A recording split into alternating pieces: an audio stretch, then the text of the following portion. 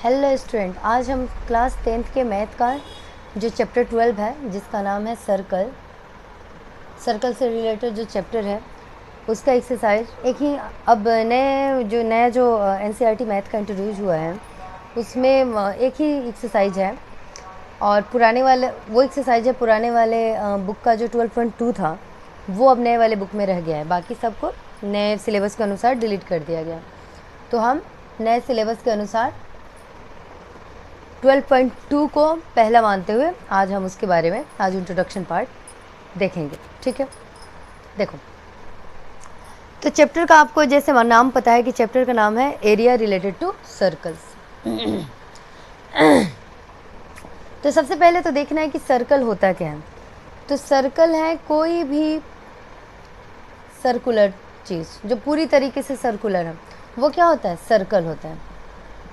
ठीक है, इसमें सबसे बीच में यानी कि सेंटर में एक सबसे बीचों बीच जो होता है उसको हम सेंटर बोलते हैं। ठीक है, सेंटर से होते हुए मतलब सेंटर से होते हुए एक लाइन पास करे जो उसके पेरीमीटर को टच करे। पेरीमीटर मतलब बाउंड्री या सरकमफ्रेंस बोलते हो, उसको टच करे। एक उसका कंडीशन ये है कि एक ऐसी लाइन जो सेंटर के आर पड़ जाए उसे हम क्या बोलते हैं? डायमीटर। और डायमीटर का जो आधा होता है यानी कि ये पूरा डायमीटर है, इसका आधा क्या है? यहाँ से यहाँ तक, उसे हम क्या बोलते हैं? रेडियस। उसे हम क्या बोलेंगे? रेडियस। ठीक है, इतने चीज़ों की हमें बेसिक जानकारी होनी चाहिए कि सर्कल कैसे फिगर को बोलते हैं, सेंटर किसको बोलते हैं, डायमीटर किसको बोलते हैं और रेडियस किसको बोलते हैं। ठीक है, ठीक। इस चैप्टर को पढ़ने के लिए कुछ फॉर्मूले जो होते हैं, जो हम जिस फॉर्मूले का हमने जब हम छोटे थे तो उस समय यूज करते थे उसको रिकॉल कर लेना है और कुछ नए फॉर्मूले हमें अपने सिलेबस में ऐड कर लेना है। तो पहले हम पुराने फॉर्मूले का रिकॉल करेंगे। ठीक है, तो पुराने फॉर्मूले में सबसे पहले हमें पढ़ाया जाता था कि एरिया ऑफ सर्कल,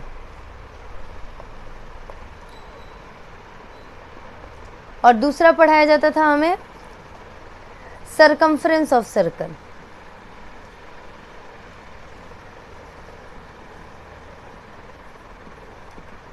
दो चीज़ें हमें पढ़ाई जाती थी। अब हमें ये समझना है कि एरिया क्या होता है और सरकमफ्रेंस क्या होता है। ठीक है, तो पहले हम सरकमफ्रेंस से शुरू करते हैं। किसी भी चीज़ की एक बाउंड्री होगी। ठीक है, वो फिगर ऐसे हो या वो फिगर ऐसे हो, तो इसमें कौन सी बाउंड्री है? ये बाउंड्री है। या कोई फिगर ऐसे हो, इसमें कौन सी बाउंड्री होगी? ये। यानी कि जो बाउंड्री हो उसे हम क्या कहते हैं? सर्कल में उसे हम कहते हैं सरकमफ्रेंस। ठीक है, तो सरकमफ्रेंस कहते हैं। ठीक है, अब उसको निकालने के लिए एक फॉर्मूला आता था। वो फॉर्मूला हमारा होता था 2 पाई r, यानी कि सरकमफ्रेंस यानी कि कोई बोले कि इसकी बाउंड्री की लंबाई कितनी है सर्कल की, तो अब क्या करेंगे? 2 पाई r पे सेट करके आप उसका आंसर निकाल देंगे।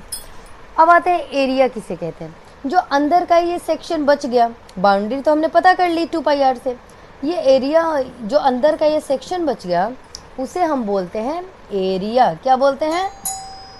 एरिया बोलते हैं।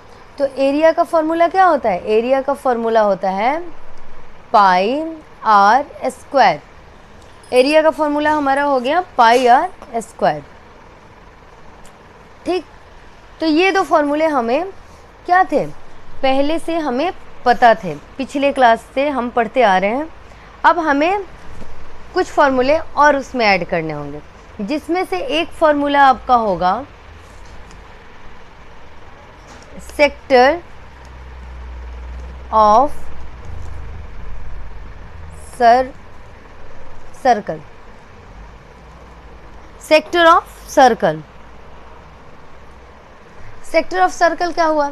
अब सेक्टर समझने के लिए क्या करेंगे हम कि हम एक फिगर बनाएंगे, सर्कुलर फिगर, ठीक है।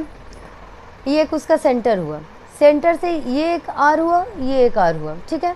और ये जो पोर्शन हो गया, जैसे कि मान लो किसी पिज्ज़ा का स्लाइस, उसी ही हम क्या बोलते हैं? सेक्टर बोलते हैं। उसे हम क्या बोलते हैं? सेक्टर बोलते हैं। तो सेक्टर का फॉर्मूला क्या होगा? सबसे पहले ये जब सर्कल बना, यहाँ कुछ सेंटर था, फिर यहाँ से एक रेडियस इधर आई, यहाँ से एक रेडियस एक इधर है, यहाँ कुछ एंगल बना होगा, ठीक है।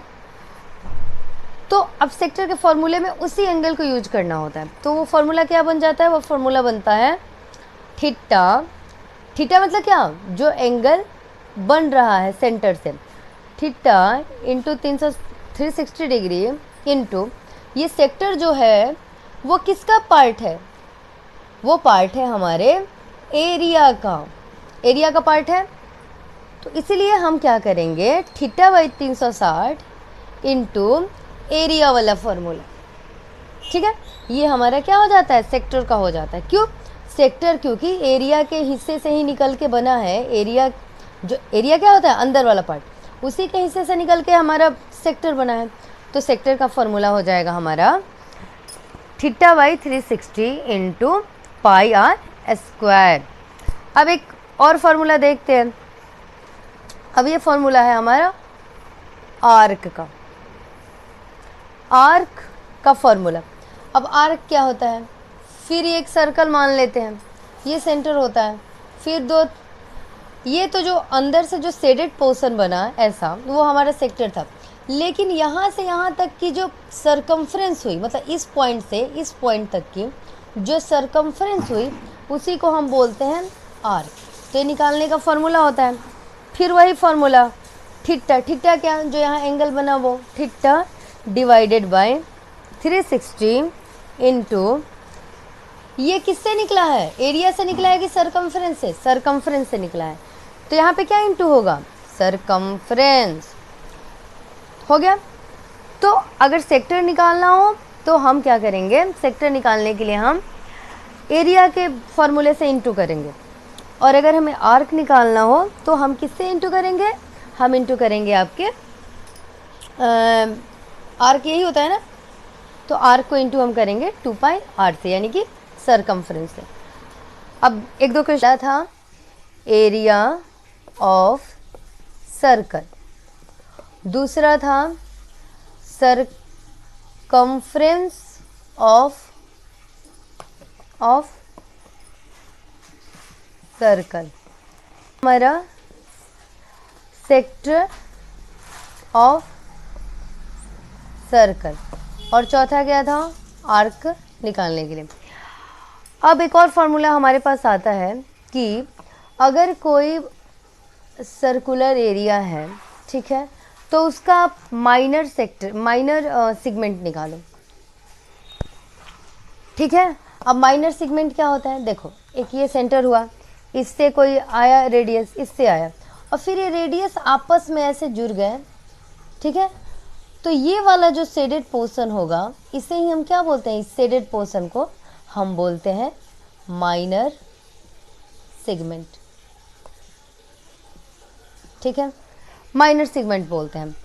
और ये जो लाइन है जो इस रेडियस और इस रेडियस के पॉइंट को मिलाती है, उसे हम बोलते हैं उस लाइन को कॉर्ड, ठीक है। तो यही याद रखना है, हमें ये याद रखना है कि हम ये जो शेडेड पोर्शन है इसको हम बोलेंगे माइनर सेगमेंट और इसको बोलेंगे कॉर्ड।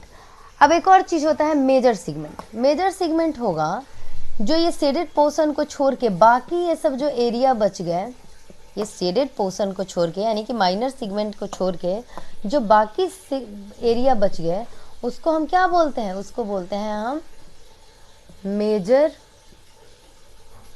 सेगमेंट, ठीक है। अब इसका फॉर्मूला हमें सीखना है, तो माइनर सेगमेंट का फॉर्मूला हम सबसे पहले सीखेंगे। माइनर सेगमेंट का फॉर्मूला क्या हुआ? माइनर सेगमेंट के लिए पहले फिर से हम एक ड्रॉ कर लेते हैं, ठीक है। इस पॉइंट को इस पॉइंट ने मिलाया तो ये क्या हो गया? ये हो गया आपका कॉर्ड। अब देखो, फॉर्मूले को लिखने से पहले हम समझ लेते हैं।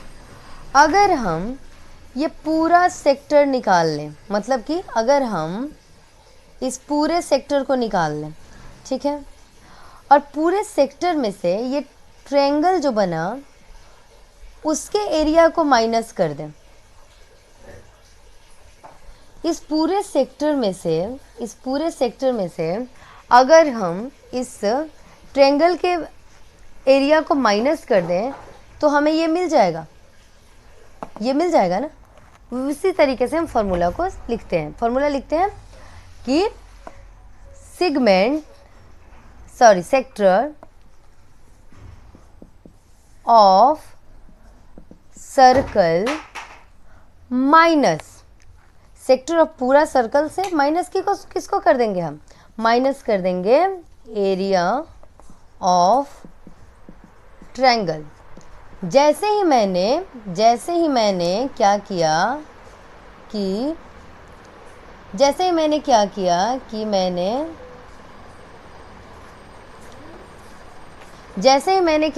कि इस पूरे सेक्टर में से मैंने ट्रायंगल के सेक्टर को माइनस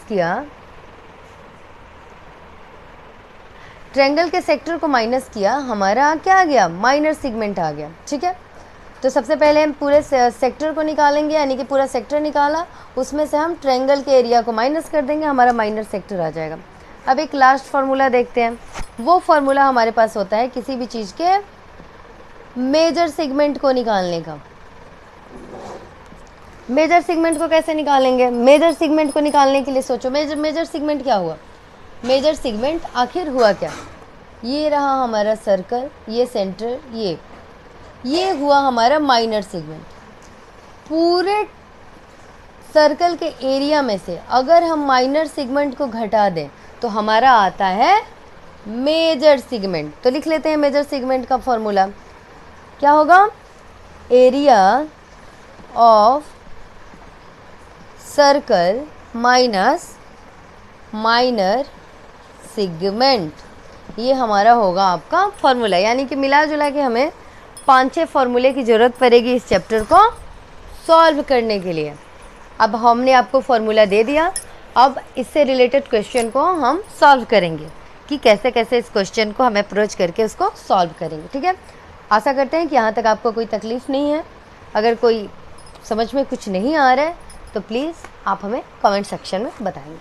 आगे देखते हैं हम इससे रिलेटेड कि find the area of a sector of a circle with radius 6 cm if angle of the sector is 60 degree।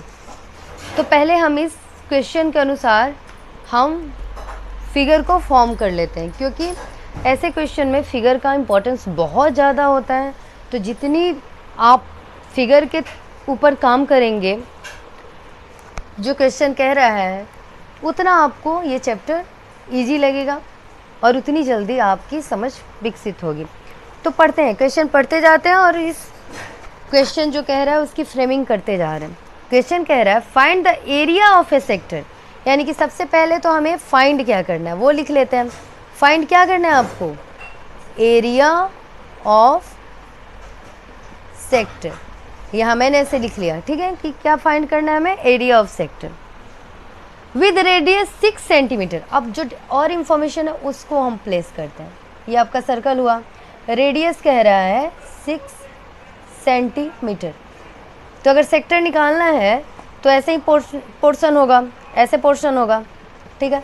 ये अगर 6 cm है तो ये भी होगा 6 cm, ठीक है।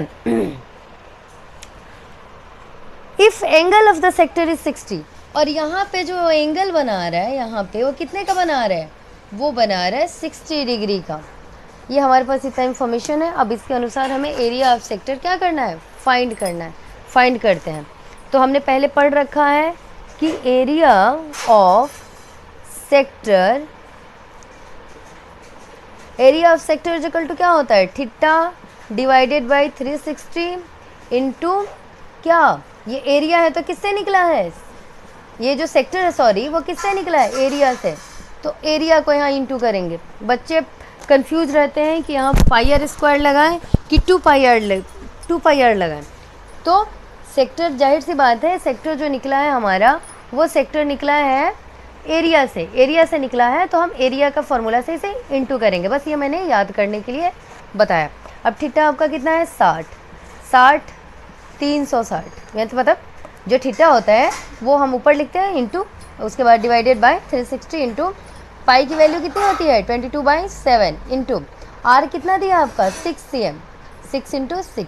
अब इसका हम जो भी डिवीजन हो जा रहा है कर ले रहे हैं। इस जीरो से ये जीरो कैंसिल, ये 6 से ये 6 बार में, इस 6 से ये 6 कैंसिल, अब कोई कैंसिल वैंसिल होगा नहीं, यानी कि 22 इंटू ये वाला 6 डिवाइडेड बाय ये वाला 7। अब आप मल्टीप्लाई करो और कर लो, 6 12 का 2, हाथ में 1, 6 12 1 3, यानी कि 132 डिवाइडेड बाई 2 cm है ना, तो सेंटीमीटर स्क्वायर आपका आंसर होगा। ये रहा हमारा पहला क्वेश्चन। अब हम शिफ्ट होते हैं दूसरे क्वेश्चन की तरफ। Area of A quadrant, QUADRANT, quadrant of a circle. देखो बनाने के बहुत सारे तरीके हो सकते हैं। इसका मतलब होता है बेटा, क्वाड्रेंट का मतलब किसी भी चीज़ का 1/4, ठीक है, तो 1/4 कर लिए। किसका 1/4, तो एरिया ऑफ सर्कल का 1/4, यानी कि पाई आर स्क्वायर का, यानी कि इसी फॉर्मूले से हमें इसका आंसर मिल जाएगा। लेकिन अब हमारे पास आर तो है नहीं, तो अब हम काम कैसे करेंगे। लेकिन कहा है फॉर्मूले में कि जो क्वेश्चन आपको दिया गया है, जो सर्कल पे आपको काम करना है, उस सर्कल का जो सरकमफ्रेंस है वो आपको दिया गया है 22 cm। क्या दिया है, 22 cm दे रखा है। अब आपको क्या करना है, उसी पे काम करना है। तो सरकमफ्रेंस ऑफ सर्कल क्या होता है, वो होता है 2 पाई आर, और ये किसके बराबर दिया है, ये आपका 22 सेंटीमीटर के बराबर दिया है। अब आते हैं, 2 का 2 रहेगा, पाई का होगा 22/7, आर मुझे नहीं पता, और ये कितना हो गया 22। अब देखो इस 22 से ये 22 ख़त्म, यहाँ क्या बच गया 2r/7 इज इक्वल टू 1। तो ये क्या हो जाएगा,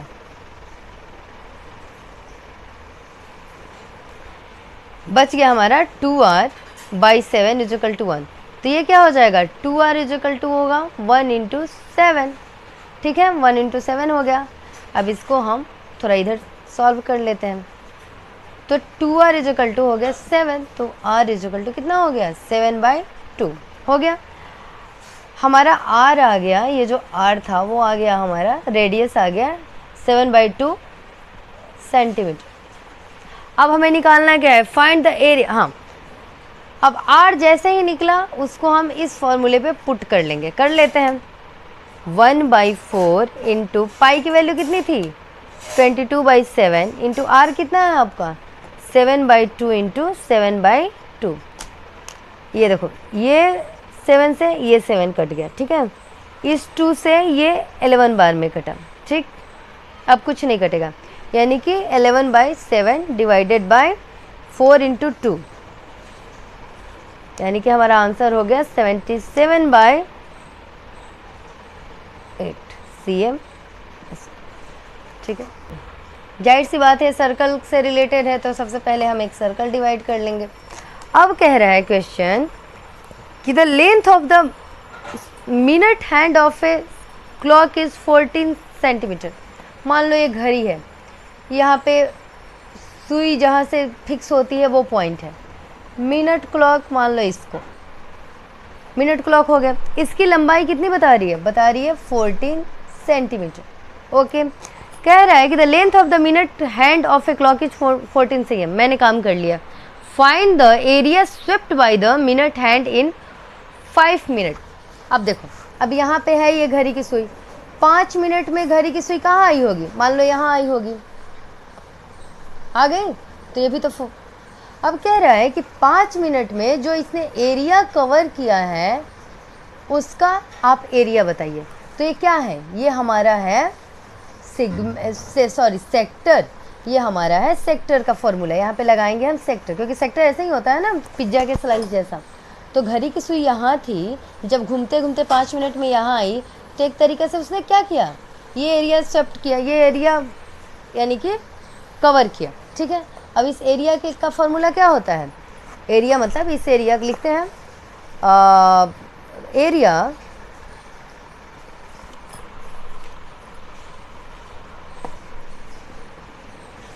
swept by the minute hand in 5 minut minute is equal to क्या होगा, फॉर्मूला होगा वही जो सेक्टर का फॉर्मूला होता है, theta divided by 360 into pi R square. अब हमारे साथ प्रॉब्लम क्या है कि हमारे साथ थीटा तो दिया नहीं है, अब हम निकालेंगे कैसे। तो इसके लिए सबसे पहले हम क्या करेंगे, सबसे पहले हम थीटा की वैल्यू निकालते हैं। तो यहाँ निकाल लेते हैं, इसलिए थीटा इज इक्वल टू क्या हो जाएगा, सबसे पहले तो हम लिखेंगे कि minute hand make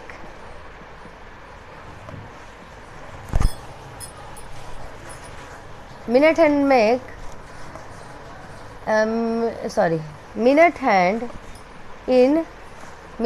in 60 minute make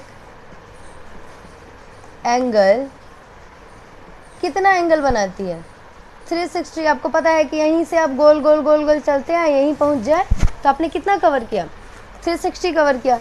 तो मिनट हैंड 1 घंटे में ऐसे ऐसे घूमते घूमते यहाँ आएगी तो कितना कवर करेगी, 360 का एंगल कवर कर लेगी। लेकिन हमें 60 मिनट नहीं चाहिए, हमें मिनट हैंड इन 1 मिनट कितना होगा, 1 मिनट में कितना होगा 360 डिवाइडेड बाई 60। चलो यहाँ पे काट पीट लेते हैं, यानी कि 6 डिग्री। इससे भी काम नहीं हुआ, हमें कितना मिनट का चाहिए, 5 मिनट का एंगल चाहिए। तो मिनट हैंड इन 5 मिनट में कितना, 6 इंटू 5 यानी कि 30 डिग्री का एंगल। यानी कि 5 मिनट में मिनट हैंड ने कितना एंगल बनाया, यहाँ पे यो बनाया 30 डिग्री का। जैसे ही ये 30 डिग्री का है हमारा थीटा है, जैसे ही हमें वो थीटा मिल गया हम उसको क्या करेंगे, फॉर्मूले में पुट कर लेंगे। फॉर्मूला क्या है, हमारा ये वाला फॉर्मूला है, पुट करते हैं। थीटा कितना आया 30, 360 इंटू पाई की वैल्यू होती है 22/7 इंटू आर कितना है आपका 14 दिया था ना यहाँ, तो 14 इंटू 14। अब करो कट मारो, 0 से 0 कैंसिल, 3 से ये 12 टाइम्स, 7 से ये 2 बार में, 2 से ये 6 बार में, 2 से ये 3 बार में, 2 से ये 11 बार में। यानी कि हमारा आ गया 11 इंटू 14 डिवाइडेड बाय 3। ये हमारा हो गया 154 डिवाइडेड बाई 3 CMS आंसर। आगे के क्वेश्चन हम अगले वीडियो में कवर करेंगे। तब तक के लिए thank you so much. Please subscribe my channel, like it, share it and please comment. जो भी आपकी क्वेरी या जहाँ समझ में ना आए प्लीज़ कमेंट करें। Thank you so much for watching. Thank you.